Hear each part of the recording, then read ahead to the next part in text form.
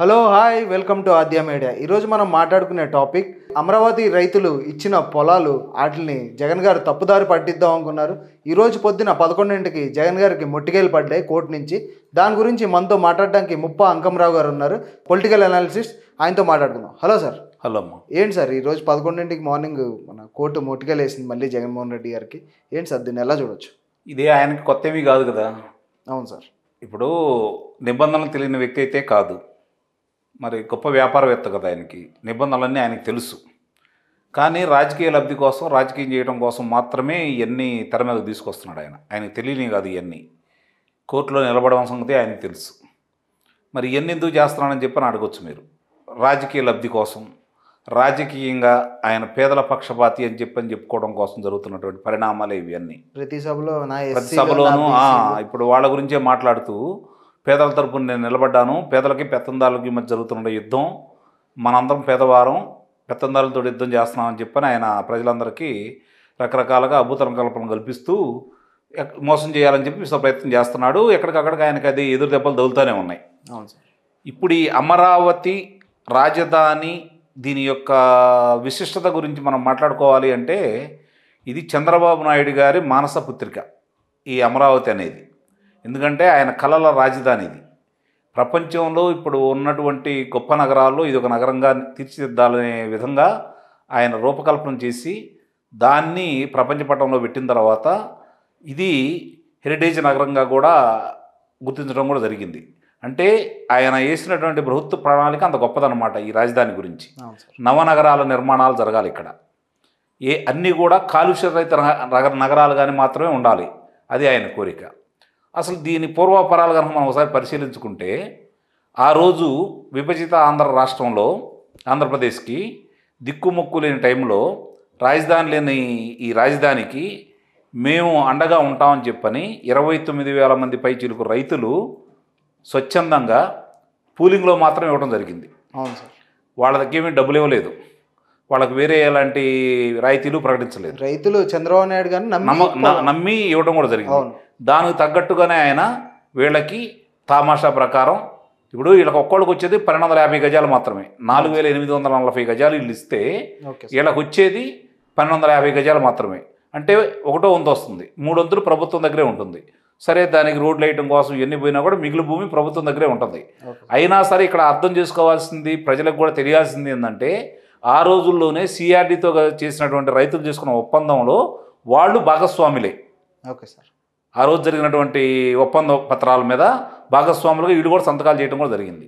దాంట్లోనే ఆ రోజుల్లోనే నిరుపేదల కోసం ఈ భూమిలో 5% నిరుపేదల కోసం కేటాయించడం కూడా జరిగింది. దీన్ని తప్పుదోవ పట్టిస్తూ ఇక్కడ నిరుపేదలకు వ్యతిరేకం ఈ రైతులని, పేదలకు వ్యతిరేకం తెలుగుదేశం పార్టీ అని ప్రచారం చేసి రాజకీయ లబ్ధి పొందడం కోసం మాత్రమే ఈ జిమ్మిక్కులు చేస్తున్నాడు జగన్మోహన్ రెడ్డి గారు. అతనికి కూడా క్షుణ్ణంగా తెలుసు ఇవన్నీ నిలబడవని. చాలా చాలా చక్కని నిబంధనలతోటి పకడ్బందీగా దాన్ని తయారు చేశారు చంద్రబాబు నాయుడు గారు. ఇదన్నీ అతనికి క్షుణ్ణంగా తెలుసు. అయినా సరే పదే పదే ఇలాంటి కార్యక్రమాలు ఎందుకు చేస్తున్నాడు అంటే, రాజకీయ లబ్ధి కోసం. నా తరపున ఎవరూ లేరు, కోర్టులు వ్యతిరేకంగా ఉన్నాయి, ప్రతిపక్షాలు ఇట్లానే ఉన్నాయి, మీరే నాకు అండాదండ అని చెప్పుకోవడం కోసం నేను పేదలకేదో చెయ్యాలి అనే ఒక ఆలోచన ప్రజల్లో రేకెత్తించేసి పేదల పక్షపాతిని వీళ్ళు వ్యతిరేకులను చిత్రీకరించాలని ప్రయత్నిస్తున్నాడు.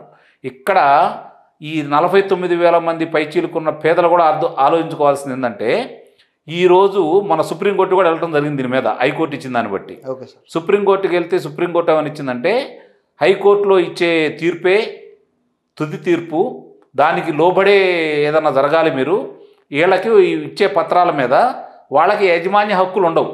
బాగా క్షుణ్ణంగా అర్థం చేసుకోవాలి. యాజమాన్య హక్కులు ఇక్కడ ఉండవు. కాబట్టి దీని మీద వాడు తాకట్టు పెట్టుకోవడానికి కానీ బదలాయించడానికి కానీ ఎలాంటి సంబంధం కూడా లేదు.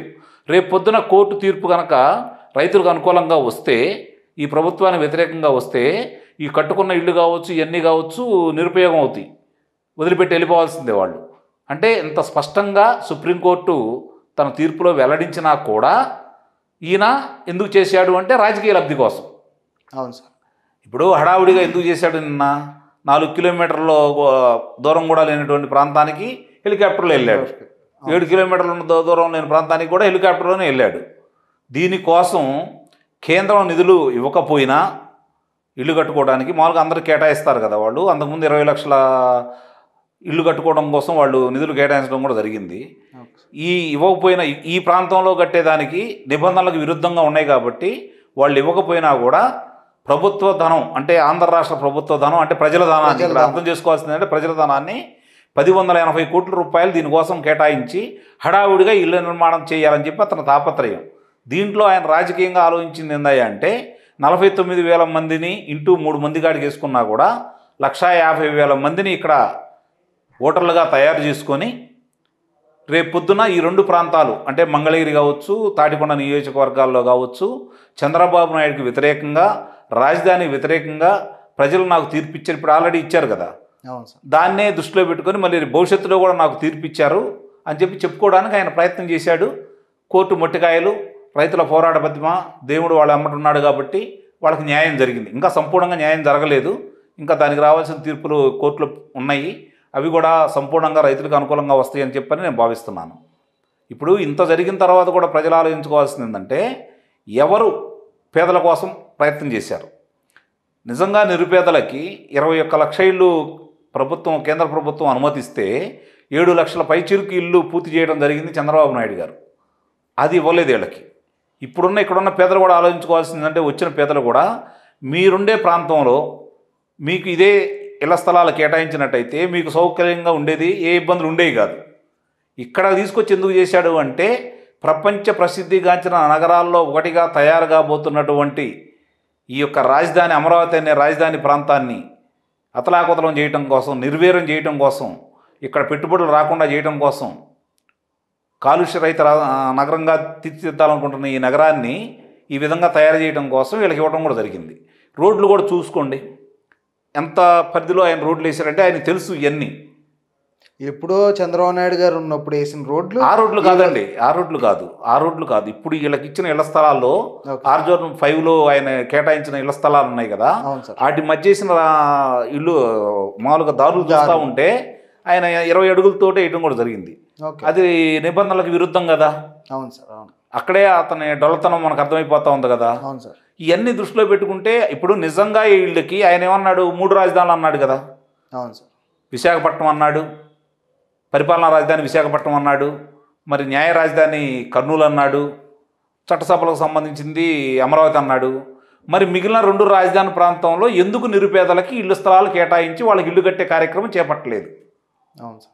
పేదలు కూడా అర్థం చేసుకోవాలి దీనికి. అంటే దీంట్లో అక్కడ మరి అంత ఈయన నిజంగా చిత్తశుద్ధి ఉంటే అక్కడ ఏర్పాటు చేయాలి కదా. అవును సార్. వాళ్ళకి ఇళ్ల స్థలాలు ఇవ్వాలి కదా, అక్కడ ఇల్లు కట్టుకోవడానికి ఈయన ఆర్థికంగా వాళ్ళకి సహాయం చేయాలి కదా. మరి ఎందుకు చేయట్లేదు? ఈయన రాజకీయ దుర్బుద్ధి అనేది అర్థం చేసుకోవాలి కదా. ఎన్నిసార్లు కోర్టులు ముట్టికాయలు వేసినా కూడా ఈయన పదే ఎందుకు వెళ్తున్నాడు అంటే దానికి కూడా ఆయన రాజకీయంగా ఆర్థిక లబ్ధి 2 ఉన్నాయి. రాజకీయంగానేమో నేను పేదల తరపున ఉన్నాను, వీళ్ళు వ్యతిరేకిస్తున్నారు తెలుగుదేశం పార్టీ, కోర్టులు, అమరావతి రైతులు, పేదలు అక్కడ ఉండడానికి వీలేదని చెప్పని రాజధానిలో రైతులు ఎదురు తిరుగుతున్నారని చెప్పి రైతుల మీద వ్యతిరేకంతో, అలాగే తెలుగుదేశం పార్టీ ప్రభుత్వం దీన్ని వ్యతిరేకిస్తుందని చెప్పడం కోసం అతను ప్రయత్నం చేశాడు. ఇంకోటి ఏందంటే రాజకీయంగా అతనికి ఉపయోగం ఏంటంటే, ఆర్థికంగా అతనికి ఉపయోగం ఏంటంటే ఈ కేసులు ఇట్లానే వాదిస్తూ ఉంటే తన కేసులో వాదిస్తున్న లాయర్నే దీనికే నియమించుకుంటున్నాడు కాబట్టి తన జేబులోంచి డబ్బులు తీసి ఇచ్చే పని లేకుండా ప్రజల డబ్బు, మన డబ్బు ఇచ్చి ఆయన కేసులు వాదించుకుంటున్నాడు. ప్రజల డబ్బే కదా సార్, అదంతా ప్రజల డబ్బే. వాళ్ళకి ఇప్పుడు ఆయన జేబులోంచి ఇచ్చే పని లేదు కదా. ఈ ప్రభుత్వం రావడానికి ఆయనకి జేబులో ఇవ్వాల్సి వచ్చేది. ఈ ప్రభుత్వం వచ్చిన తర్వాత దీన్ని ఇలా ఎందుకు చేస్తున్నాడు అంటే దాని గురించి. ఇది కూడా ప్రజలు అర్థం చేసుకోవాలి. నిజంగా ప్రేమ ఉందా? ఇంత పోరాటం చేసి దీనికోసం, రాజధాని కోసం భూములు ఇవ్వడమే కాకుండా నిర్విరామంగా వాళ్ళు జరుగుతున్నటువంటి అవరోధాలను కూడా ఎదుర్కొంటూ ఇన్ని రోజులు పోరాటం చేస్తున్నటువంటి రాజధాని రైతులకు ముందుగా మహిళామ తల్లులకి ఈ విజయం. అవును సార్, వాళ్ళు సాధించిన విజయం ఇది. అందులో ఎలాంటి సందేహం లేదు. వాళ్ళు ఇచ్చిన భూములు కానీ వాళ్ళని మళ్ళీ పోలీసులతో కొట్టించి వాళ్ళ మీద కేసులు ఇవన్నీ ఏంటి సార్? వాళ్ళు ఇచ్చి భూమి ఇవ్వడం తప్పు అయిపోయింది అంటారా? ఇప్పుడు అతనికి కావాల్సింది ఏంటంటే ఇక్కడ రాజధాని విధ్వంసం జరగాలి. అవును సార్. రాజధాని ప్రాంతం అభివృద్ధి చెంది నవనగరాల నిర్మాణాలు పూర్తయిపోతే ఆంధ్ర రాష్ట్రానికి చాలా ఉపయోగం. Okay sir. ఇప్పుడు కియా పరిశ్రమ వల్ల 10,000 కోట్ల రూపాయల పైన రాబడి వస్తూ ఉంది. అది ఆంధ్ర రాష్ట్రానికే కదా వస్తుంది. అవును సార్. ఉద్యోగులు 6 లక్షల మంది దాకా ఉద్యోగాలు వచ్చినాయి అని చెప్పని గౌతమ్ రెడ్డి గారే చెప్పడం జరిగింది కదా. అవును సార్. అంటే దానివల్ల రాష్ట్రానికి ఉపయోగం ఉంది కదా. అట్లా ఉపయోగం జరగకూడదు. ఎవరు కాళ్ళ మీద వాళ్ళు నిలబడితే వాళ్ళు అన్నిటికీ అర్థమవుతాయి కాబట్టి వీళ్ళకి వ్యతిరేకంగా ఉంటారు వాళ్ళు. ఎందుకంటే వీళ్ళు ప్రజలకు ఉపయోగపడే కార్యక్రమాలు చేయటం లేదు కదా. కాబట్టి ప్రజలు వాళ్ళ కాళ్ళ మీద నిలబడకూడదు, వాళ్ళు స్వతంత్రంగా బతకూడదు, ఆర్థికంగా వాళ్ళు ఎదగకూడదు. ఇదే ఈ ప్రభుత్వం యొక్క విధానం. మన ఆంధ్రప్రదేశ్లో హయ్యెస్ట్ ట్యాక్స్ పేయర్ మన అమర్ రాజా కంపెనీ వెళ్ళిపోయింది. అవును, అదే ఒకటేంటండి, ఇప్పుడు కియా పరిశ్రమను వ్యతిరేకించారు, వాళ్ళని బెదిరించారు. ఆ రోజు వచ్చినప్పుడు విజయసాయిరెడ్డి గారు ఏం మాట్లాడారు ఇప్పటికీ అందరికి ప్రజల చెవుల్లో ప్రతిధ్వనిస్తూనే ఉంది. అవును సార్. ఎక్కడో అక్కడ పనికి మాలిన కంపెనీ తీసుకొచ్చి ఇక్కడ పెట్టారు అని చెప్పని అన్నారు. మరి ఈరోజు దాంట్లో వచ్చే ఫలితాలు అనుభవిస్తున్నారు. అక్కడికి వెళ్ళి మళ్ళీ అసెంబ్లీలో బుగ్గన గారు వీళ్ళంతా రాజశేఖర రెడ్డి గారు లెటర్ రాస్తే వచ్చిందని చెప్పుకునే స్థాయికి దిగజారిపోయారు వాళ్ళు.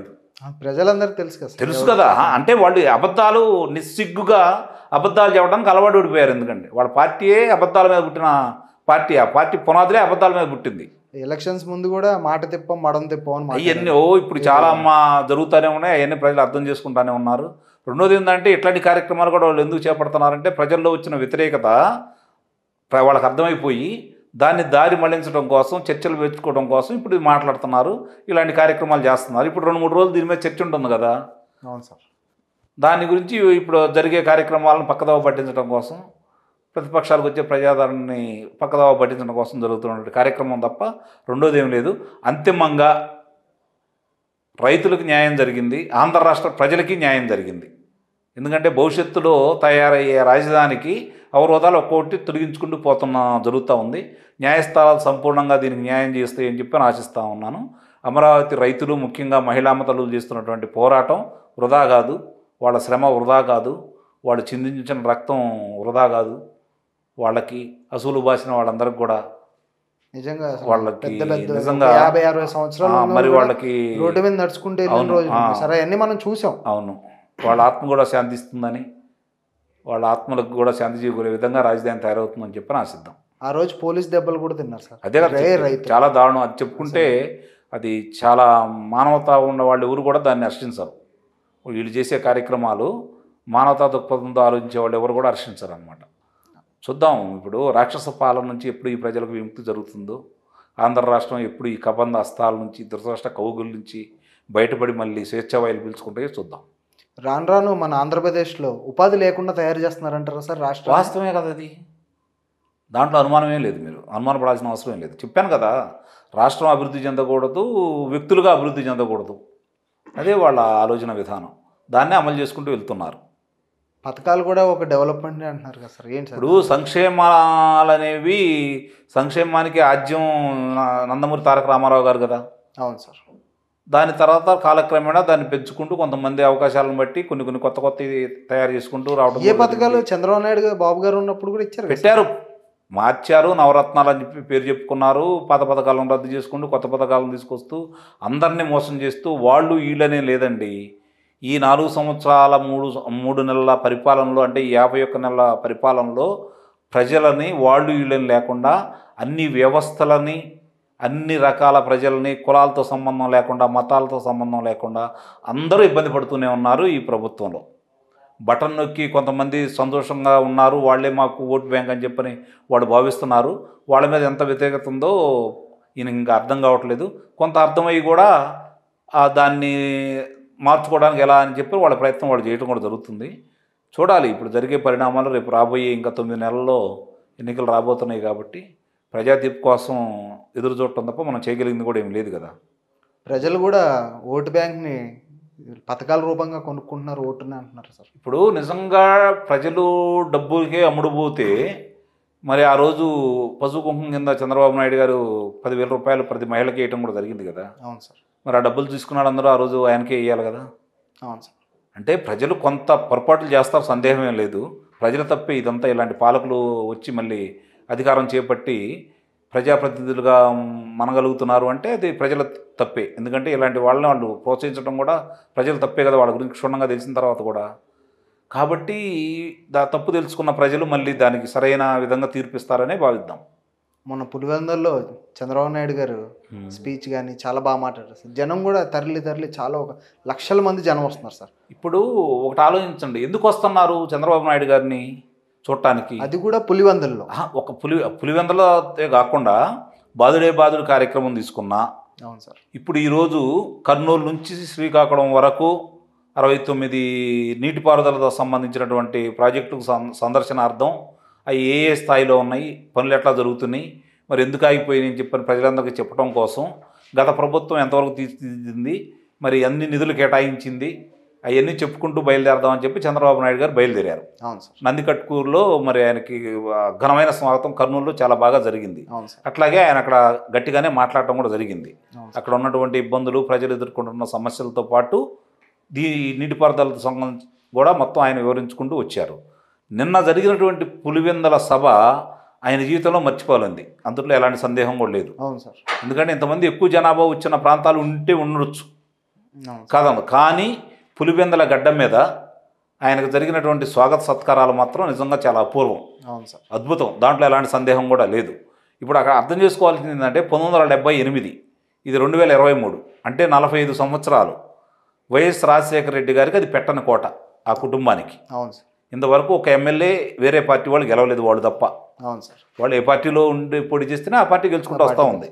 కాంగ్రెసు తర్వాత వైఎస్ఆర్సీపీ పార్టీ, వీళ్ళే కదా ఇప్పటివరకు అక్కడ వరకు ఉన్న ఎమ్మెల్యేలు. అప్పుడు కడప జిల్లాలో 83లో మంచి స్థానాలే వచ్చినాయి, 7 స్థానాలు తెలుగుదేశం పార్టీకి రావడం కూడా జరిగింది. మళ్ళీ 1984లో ఎంపీ గారిని గెలిపించడం కూడా జరిగింది, లోక్సభ సభ్యుడిని. మళ్ళీ ఇంతవరకు అక్కడ తెలుగుదేశం జెండా ఎగరలేదు. నిన్న ఉత్సాహం చూస్తూ ఉంటే మన లోకేష్ పాదయాత్ర చూసుకున్నా కూడా కడప జిల్లాలో నిన్న అక్కడ అటువంటి ప్రజల యొక్క ఉత్సాహాన్ని, వాళ్ళ ఆవేశాన్ని కనుక మనం గమనిస్తే నిస్సందేహంగా తెలుగుదేశం పార్టీ జెండా కడప జిల్లాలో గణనీయమైన స్థానాలు వస్తాయని చెప్పనే భావించాల్సి వస్తుంది. అంటే దీనికి జగన్మోహన్ రెడ్డి గారి పరిపాలన మీద ఆయన సొంత ప్రాంతంలోనూ సొంత జిల్లాలో ఉన్నటువంటి వ్యతిరేకతకి ఇది నిదర్శనం మాత్రమే. అంతమంది వచ్చారంటే పులివెందులు వెళ్ళటానికే భయపడే వ్యక్తుల మధ్య ఈ నెల్లి చంద్రబాబు నాయుడు గారు ఓ సింహంలా గర్జిస్తూ నేను సింహం అనే చెప్పుకున్నాడు కదా ఆయన. ఆయన గురించి అన్నారు కదా, అవును నేను సింహాన్నే వచ్చాను, ఇక మిమ్మల్ని వేటాడతాను చూడండి అని చెప్పాడు. అట్లాగే ప్రాజెక్టులకు సంబంధించి ఏమేమి జరుగుతున్నాయి, అంతకుముందు ఆ ప్రభుత్వం ఉన్న టైంలో మరి ఇదే పులివెందులకు నీరు అందించేసి రైతులకి ఎంత మేలు చేకూర్చింది, సాగునీరు తాగునీరు ఎలా అందించింది ఆయన వివరంగా చెప్పుకోగలిగాడు కదా. నువ్వు చెప్పుకో, ఈ 4 సంవత్సరాలు 3 నెలల కాలంలో నువ్వేం చేసావు అనేది. ఇవన్నీ మనం ఒకసారి పరిశీలన చేసుకుంటూ ఉంటే ఈ ఇప్పుడున్న ప్రభుత్వాన్ని సాగనంపడానికి ప్రజలు కంకణదారులై ఉన్నారని చెప్పని చాలా స్పష్టంగాను చాలా సంకేతాలు ప్రజలు ఇస్తున్నారు. అర్థం చేసుకోలేకపోతే అంత మూర్ఖులు ఇంకే ఉండరు. బాబు గారు ఈ వయసుకు కూడా అంతసేపు నుంచి మాట్లాడి ప్రజల గురించి ఇంత ఆలోచిస్తుంటే పక్క పార్టీ వాళ్ళు ఇష్టం వచ్చినట్టు మాట్లాడుతున్నారు సార్. ఆయనకు అసలు అవసరం కూడా లేదు. ఇప్పుడు బాబు గారు మీరు అన్నది వాస్తవమే. ఇప్పుడు ఈ వయసులో ఆయన రిటైర్మెంట్ వయసులో ప్రశాంతమైన జీవితాన్ని గడపాల్సిన మనిషి కూడా ఈరోజు ఆయన రాష్ట్రం గురించి ఆలోచిస్తున్నాడు కాబట్టి అంత తపన పడుతున్నాడు. ఇంకా ఆయన సాధించేది ఏముంది, లేకపోతే ఆయన కొత్తగా వచ్చే పదవులే ఉంది. ప్రధానమంత్రి పదవి అయితే కాదు కదా, ఎప్పుడు చూసారు సార్, ముఖ్యమంత్రిగా 3 సార్లు చేశారు. కొత్తగా వచ్చేది ఏముంది ఆయనకి, కొత్తగా వరగబెట్టేది ఏముంది, ఇంతకంటే ఘనంగా జరిగేది ఏముంది. కానీ ఆయన ఆలోచిస్తుంది ముందు చూపు. ఆయన ఏది ఆలోచించినా 20 సంవత్సరాల తర్వాత జరగబోయే పరిస్థితులు ఏంటి, దానికి అనుగుణంగా ప్రణాళికలు వేసుకుంటాడు. అందుకని ఆయన ఒక విజనరీ అంటారు. ఆ రోజు ఆలోచించిన 2020 అంటే ఆయన ఈ రోజు ఉపయోగపడింది కదా, ఈ రోజు ఉపయోగపడింది కదా. ఇప్పుడు మరి ఇవాళ చూసుకుంటే అన్ని మహానగరాలు కూడా వరద ముంపులతో ఉన్నాయి కదా, మరి అమరావతి మునిగిపోలేదు కదా. మీరు ఎంతో ప్రయత్నం చేసినా కూడా అమరావతి అయితే మునిగిపోలేదు కదా. అది చాలు కదా, ఆయన దార్శకతకి మనకి మచ్చుతునగ్గా మనకు కనపడతానే ఉన్నాయి కదా. ఇవన్నీ దృష్టిలో పెట్టుకుంటే ఆయన చేసిన పనులు కావచ్చు, ఆయన ముందు చూపు కావచ్చు, ఒక పార్టీ అధినేతగా ఆయన విఫలం చెందుండొచ్చేమో కానీ ఒక ముఖ్యమంత్రిగా ఆంధ్ర రాష్ట్రానికి ఒక గొప్ప సీఈఓగా ఉమ్మడి ఆంధ్ర రాష్ట్రానికి, అలాగే గత 5 సంవత్సరాలు 2014 నుంచి 2019 వరకు విభజిత ఆంధ్ర రాష్ట్రానికి ఆయన చేసిన సేవలు అనేవి గొప్పవి, దాంట్లో ఎలాంటి సందేహం లేదు. ఆర్థికంగా ఎలా రాష్ట్రానికి ఆర్థిక వనరులను ఎలా సమకూర్చాలో ఆయనకు క్షుణ్ణంగా తెలుసు కాబట్టి ఇప్పుడు హైదరాబాదు తెలంగాణ దానికి ఫలితాలు కనపడుతున్నాయి. ఆంధ్ర రాష్ట్రంలో కూడా కొన్ని పరిశ్రమల ఫలితాలు ఉన్నాయి. ఈ గత 5 సంవత్సరాలు కూడా చంద్రబాబు నాయుడు గారు ఉన్నట్టయితే ఎవరు వచ్చినా కూడా ఆంధ్ర రాష్ట్రానికి ఇబ్బంది పడే వాళ్ళు అయితే కాదు. ఎందుకంటే అన్ని అభివృద్ధి ఫలాలు ఆంధ్ర రాష్ట్రానికి దొరికాయి. కొన్ని లక్షల కోట్ల రూపాయలు ఫలితాలు కనపడేవి ప్రతి సంవత్సరం కూడా. మనకి అప్పుల బాధ ఉండేవి కాదు. అవును సార్. ఇవన్నీ దృష్టిలో పెట్టుకుంటే ఆయనతోటి సరిపోయేవాళ్ళు కానీ ఆయన గురించి మాట్లాడే అర్హత కానీ ఇప్పుడున్న వాళ్ళకి ఎవరికీ లేదు. ఏదో రాజకీయంగా విమర్శిస్తే విమర్శించొచ్చేమో కానీ ఒక విజనరీగా రాష్ట్ర పురోగతికి పాటుపడే వ్యక్తిగా ఆయన మించిన వాళ్ళు అయితే మాత్రం ఆంధ్ర రాష్ట్రంలో ఎవరు లేరు. అది మాత్రం నిస్సందేహం. అవును సార్. ఈ 2029 ఆ మ్యాజిక్ జరగబోయి ఉంటే ఈరోజు ఆంధ్రప్రదేశ్ రాష్ట్రాన్ని ఒక్క సైడ్ని చూడొచ్చు అంటారా సార్? 2019లోనా? నిస్సందేహంగా. అనుమానం ఏముంది? 6 లక్షల ఉద్యోగాలు ఆయన పరిస్థితి వచ్చేది కాదేమో కదా సార్. 15 లక్షల పైన ఉద్యోగ కల్పన జరిగాయి. ఈ పరిశ్రమలన్నీ పూర్తయిపోయాయి. అమర్రాజా విస్తరణ బయటికి వెళ్ళేది కాదు. కియా పరిశ్రమ విస్తరణ బయటికి వెళ్ళేది కాదు. లారూ సంస్థ ఎన్నికెళ్ళేది కాదు. జాకీ సంస్థ ఎన్నికెళ్ళేది కాదు. ఇవన్నీ చూసుకుంటా ఉంటే ఇంకా రావాల్సినవన్నీ వచ్చాయి. రావాల్సిన కంపెనీలు ఎన్నికెళ్ళేవి కాదు. అవి విస్తరణ చేసుకుంటూ వెళ్ళేవాళ్ళు. వాళ్ళకి కావాల్సిన సదుపాయాలు ఈయన సమకూర్చేవాళ్ళు. లక్షల మందికి ఉద్యోగాలు వచ్చాయి. ఇంకో 15 లక్షల మంది దాకా. పరిశ్రమలు బాగుండేవి. ప్రజలు బాగుండేవాళ్ళు. పోలవరం పూర్తయ్యేది. అందరికీ తాగునీరు సాగునీరు సమృద్ధిగా ప్రతి ఎకరాకి సాగునీరు, ప్రతి ఇంటికి మంచినీరు కూడా అందటం కూడా జరిగేది. మరి ఈ చేతుల్లో ప్రజలే పోగొట్టుకున్నారు. ప్రజలు తప్పేది. ఆయన తప్పే ఉంటుంది. ప్రజలు తప్పే. ఎవరో కోపం మీద, చిన్న చిన్న అపోహల మీద వాళ్ళు చెప్పే అబద్ధాలను నమ్మి, నిజమని నమ్మి మన భవిష్యత్తుని, మన పిల్లల భవిష్యత్తుని మనమే నాశనం చేసుకున్నాం. ఇప్పటికైనా కడు తెరిచిన ప్రజల గురించి ఆలోచించుకోవాలి. వాళ్ళు సరైన దిశానిర్దేశాన్ని నిర్ణయించుకొని రేపు జరిగే ఎన్నికల్లో ఫలితాల్లోకి సరైన తీర్పు ఇస్తారని, సరైన ఫలితాలు రావడానికి వాళ్ళు మార్గదర్శి అవుతారని భావించాలి. అందుకంటే మనం చేయగలిగింది కూడా ఏమీ లేదు. నారా లోకేష్ గారి పాదయాత్ర ఎలా జరుగుతుంది సార్? దాని గురించి చెప్పుకోవాలి అంటే అతని పాదయాత్ర మొదలుపెట్టినప్పుడు నేను భయపడ్డాను. ఇతను తిరగలడా? 4000 కిలోమీటర్లు అంటున్నారు. ఇతనికంత ఓర్పు ఉందా? తిరగలడా? ఆరోగ్యం సహకరిస్తుందా? మాట్లాడగలడా అన్ని రోజులు? ఎందుకంటే విశ్రాంతి లేదు. ఆదివారాలు సెలవులు లేవు. శని ఆదివారాలు. శుక్రవారం నాడు వచ్చి కోర్టుకు వెళ్ళే పని లేదు. అది వంకబెట్టుకుని శని ఆదివారాలు ఇళ్ళకాడ కూర్చొని విశ్రాంతి తీసుకుని వెళ్ళే అవకాశం ఆయనకు లేదు. అవును సార్. కాబట్టి ఇవన్నీ చేయగలడా అని చెప్పని భావించాను. కానీ నా ఆలోచనలు, నా అంచనాలని తలకిందులు చేస్తూ యువగళం పాదయాత్ర చిత్తూరు జిల్లాలో కుప్పంలో మొదలైనటువంటి పాదయాత్ర కొంచెం అభివృద్ధి చెందుతూ దినదిన ప్రవర్ధమానమై ఈరోజు కార్యకర్తలకి ఒక నూతన ఉత్తేజాన్ని, పార్టీకి ఒక భరోసాని, ప్రజలకి నేనున్నానని చెప్పుకునే విధంగా తయారయ్యాడు. అవును సార్. సందేహమే లేదు. పాదయాత్ర చూస్తూ ఉంటే చిత్తూరు జిల్లాలో ఒక రకంగా జరిగింది. అక్కడి నుంచి మొదలు పెట్టుకుంటే ప్రతి జిల్లా కూడా అఖండ స్వాగతం పలుకుతూ, మరీ ప్రత్యేకంగా కర్నూలు జిల్లా కావచ్చు, అనంతపురం జిల్లా కావచ్చు, కడప జిల్లా కావచ్చు, మరి నెల్లూరు జిల్లా కావచ్చు. ఎందుకంటే ఇందులో చూసుకుంటే 3 జిల్లాల్లో ఒక సీటు కూడా లేదు. కర్నూలులో లేదు, కడపలో లేదు, నెల్లూరులో లేదు. ఒక్క స్థానం కూడా లేని సాట మరి ఇప్పుడు అధికారంలో వాళ్ళు ఉండి ఇన్ని దౌర్జన్యాలు చేస్తూ పాదయాత్ర చేయకుండా అడ్డుపడాలని ఎంత ప్రయత్నం చేసినా కూడా ఓ రకంగా లోకేష్ బాబు కానీ, తెలుగుదేశం పార్టీ వాళ్ళు కానీ జగన్ ప్రభుత్వానికి, జగన్కి, పోలీసులకి కృతజ్ఞత తెలియజేసుకోవాలి. ఎందుకంటే వాళ్ళు చేసిన ఆటంకాల వల్ల ఇంకా కసి పెరిగింది కార్యకర్తల్లోనూ, జనంలో కూడా. వీళ్ళు చేసే అరాచకాలు ఇంకా బాగా అర్థమైపోయింది. ఇప్పుడు అది ఏమైందంటే పాదయాత్రగా బయలుదేరి ఇప్పుడు అది దండయాత్రలో తయారైంది. ఇక అడ్డుకుంటే దండయాత్రే, ఇప్పుడు దాకా పాదయాత్ర. కాబట్టి లొకేషన్ చూస్తుంటే మళ్ళీ భవిష్యత్ తరానికి, తెలుగుదేశం పార్టీకి ఒక దిక్సూచి మనకు కనపడతా ఉంది. ఏ విధంగా తయారయ్యాడంటే ఒక నిప్పు కణితలా తయారయ్యాడు ఈరోజు. ఆ కణిత ఏ విధంగా ఉంటుంటే వెలుగు జిమ్ముతుంది. అలాగే ఇనుముని లాంటి వస్తువులను కూడా దాన్ని వంగదీయటానికి ఆ అగ్ని సహాయపడుతుంది. అలాగే దాన్ని ముట్టుకుంటే కాలుతుంది కూడా. కాబట్టి ఒక అగ్నిలా తయారయ్యాడు అతను, నిప్పు కణికలా తయారయ్యాడు, అసలు వజ్రంలా తయారయ్యాడు. ఈరోజు లోకేష్ గారు మాట తీరే మారిపోయింది. చాలా అతనిలో పరిణితి, రాజకీయ లక్షణాలు, రాజకీయ నాయకుల లక్షణాలు స్పష్టంగా ఈరోజు మనకి కనపడతా ఉన్నాయి. రెండోది ఏంటంటే అతను పాదయాత్ర చేయకపోతే పేదల యొక్క పరిస్థితి కావచ్చు, పల్లెటూళ్ళ యొక్క పరిస్థితి కావచ్చు అతనికి అర్థమై ఉండేది కాదు. అవును సార్. రాజకీయం మీద కూడా ఒక అవగాహన ఉండేది కదా. ఎందుకంటే అతను చుట్టూ వచ్చిన వాళ్ళు, అతని దగ్గర కూర్చునేవాళ్ళు, మాట్లాడేవాళ్ళు అయ్యేది తెలుస్తుంది తప్ప కింద స్థాయి తెలియదు కదా. ఈరోజు అతను క్షేత్రస్థాయిలో పల్లెటూరు పరిస్థితి ఏంటి, అక్కడ ఉన్న భౌగోళిక పరిస్థితులు ఏంటి, ఇవన్నీ ఒక అవగాహన రావడానికి అతనికి తోడ్పడ్డాయి. నిస్సందేహంగా మాత్రం ఈరోజు ఆంధ్ర రాష్ట్రానికి చంద్రబాబు నాయుడు ఒక వజ్రాన్ని మాత్రం అందించాడు, అందులో సందేహం లేదు. ఈ వజ్రం ప్రకాశిస్తుంది, అడ్డమైన వాళ్ళని నరుక్కుంటూ కూడా వెళ్ళింది, సందేహమే లేదు. రీసెంట్గా సార్ మన జగన్మోహన్ రెడ్డి గారు లోకేష్ గారు పర్సనల్ లైఫ్ గురించి మాట్లాడారు. లోకేష్ గారు యుఎస్లో ఉన్నప్పుడు కొంతమంది ఫ్రెండ్స్తోనూ అక్కడ ఉన్న కల్చర్ బట్టి మనం మూవ్ అవుతాం, దాన్ని కూడా తీసుకొచ్చి ఒక జనాల ముందు మాట్లాడడం కానీ అది ఎంతవరకు చూడొచ్చు? ఒక ముఖ్యమంత్రి స్థాయి వ్యక్తి తన స్థాయిని దించుకొని కింద స్థాయికి వెళ్ళిపోయాను ఏం మాట్లాడే అర్థమైంది కదా. అవును సార్. కానీ దానికి ఆయన మాట్లాడిన దానికి ప్రతిగా ఏం మాట్లాడాడు లోకేష్ బాబు? కాలేజీ లైఫ్లో స్విమ్మింగ్ పూల్కి ఎక్కడికి వెళ్తారని చెప్పని మాట్లాడాడు కదా. అవును సార్. అంటే ఆయన ఏమి నేను వెళ్ళలేదు, అవి నావి కాదు, మీరు మార్ఫింగ్ చేశారని చెప్పుకోలేదు కదా.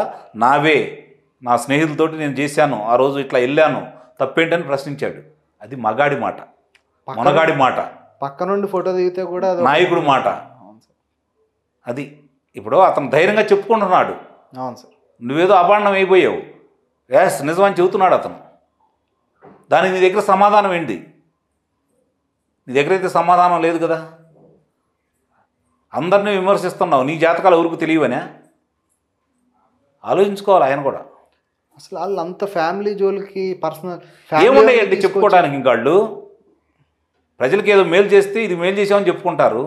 ప్రజలకి మేలు చేసే ఏమీ కార్యక్రమాలు చెప్పట్లేదు కాబట్టి మేము చేసిన బటన్ నొక్కుడు తప్ప ఇంకేం చెప్పుకుంటాడు ఆయన? ఆయన హయాంలో కియా లాంటి పరిశ్రమ ఏమన్నా తీసుకొచ్చారని చెబుతాడా? అమర్రాజాన్ని బయటికి పంపించానని చెబుతాడు, కియా విస్తరణ బయటికి పంపించానని చెబుతాడు, లల్లు పరిశ్రమ ఎన్నికి పంపించానని చెబుతాడు, జాకీ పరిశ్రమ ఎన్నికి పంపించానని చెబుతాడు. ఏముంది ఆయన దగ్గర చెప్పుకోవడానికి? ఇంకా మనం తీసుకొచ్చారు కదా, మందు తీసుకొచ్చారు కదా.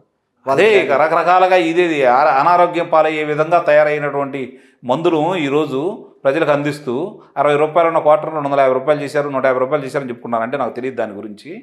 మరి 9 సార్లు కరెంటును పెంచడం కూడా జరిగింది, కరెంట్ ఛార్జీలు 3 సార్లు ఆర్టీ ఛార్జీలు పెంచడం జరిగింది.